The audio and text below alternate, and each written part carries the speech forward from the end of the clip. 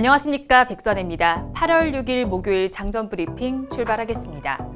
뉴욕 시장은 부양책 기대감에 상승했습니다. 고용에 대한 우려도 호재가 덮어졌는데요. 뉴욕 3대 지수는 일제히 상승했습니다. 자세한 지수 상황 살펴보겠습니다. 블루칩 클럽인 다우지수는 1.39% 상승한 27,201선에 마쳤고요. 대형주 위주의 S&P 500 지수는 0.64% 오른 3,327선에 마감했습니다. 기술주 중심의 나스닥 지수는 또 사상 최고치를 갈아치웠습니다.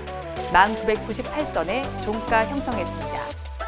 경기 부양책 기대감이 시장을 끌어올렸습니다. 코로나19 백신 기대감도 있었는데요. 한편 미국의 고용 회복은 둔화됐습니다. 거기에 미국과 중국 사이의 갈등도 여전합니다. 먼저 미국의 경기 부양책 기대감이 시장을 감쌌습니다. 아직 합의에는 이르지 못했지만 일부 진전을 보였는데요. 양측은 주말까지 합의를 마칠 계획입니다. 공화당 상원의원 다수가 항공사 고용 유지를 위한 250억 달러 지원안을 신규 부양책에 포함해야 한다고 했는데요. 그러면서 아메리칸 항공, 델타 항공 등 항공주가 강세를 보였습니다. 코로나19의 확산세도 둔화되고 있습니다. 거기에 백신에 대한 기대감이 지속되고 있는데요.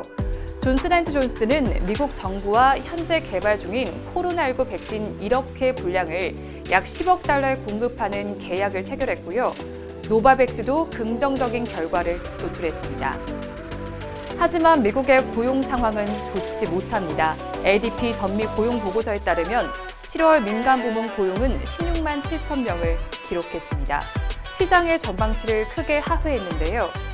그래도 트럼프 대통령이 금요일에 발표되는 고용 동향 보고서에서 빅 넘버가 나올 것이라고 언급하는 등 고용 상황을 낙관하는 발언을 내놨습니다.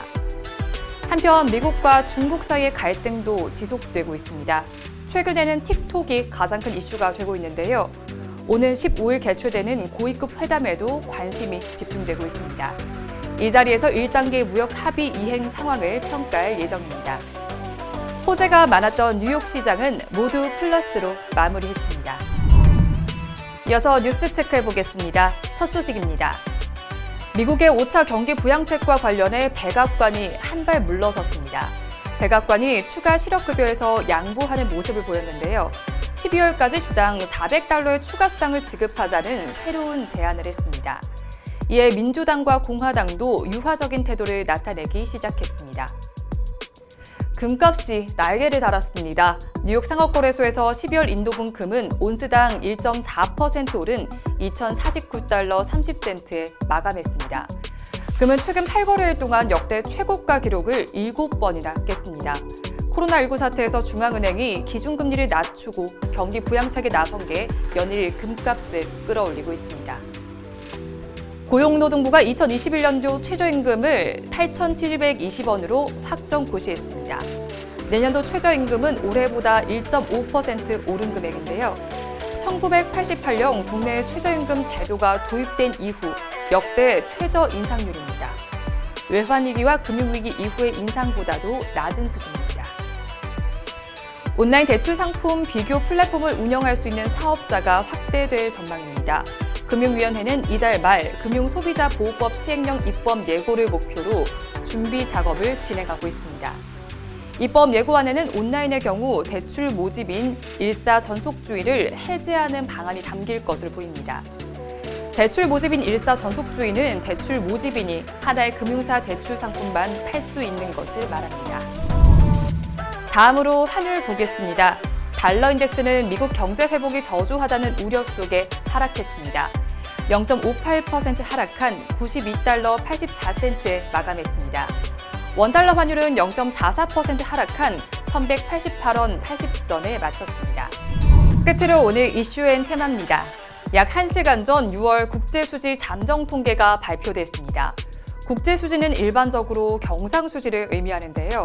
경상수지가 국민소득과 고용 등 경제에 미치는 효과가 크고 수출입 등 가장 중요한 내용을 담고 있기 때문입니다.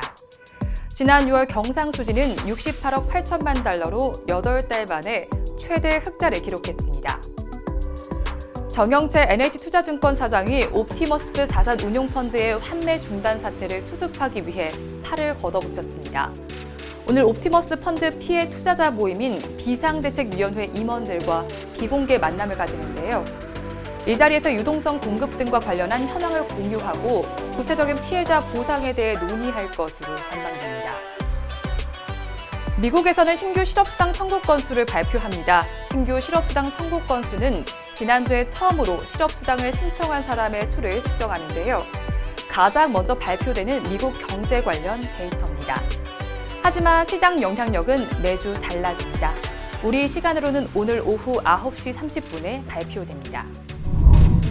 오늘 카카오와 CJ E&M, 스튜디오 드래곤 등 11개 기업의 실적 발표가 예정돼 있습니다. 특히 카카오에 관심이 집중되고 있는데요. 관련주들의 변동성이 예상됩니다. 또 정오에는 2분기 시도 서비스업 생산과 소매 판매 동향이 발표됩니다. 이 점도 확인해 보시기 바랍니다. 오늘 장 어떻게 흘러갈지 이어지는 방송으로 체크해 보시기 바랍니다. 함께해 주신 여러분 고맙습니다.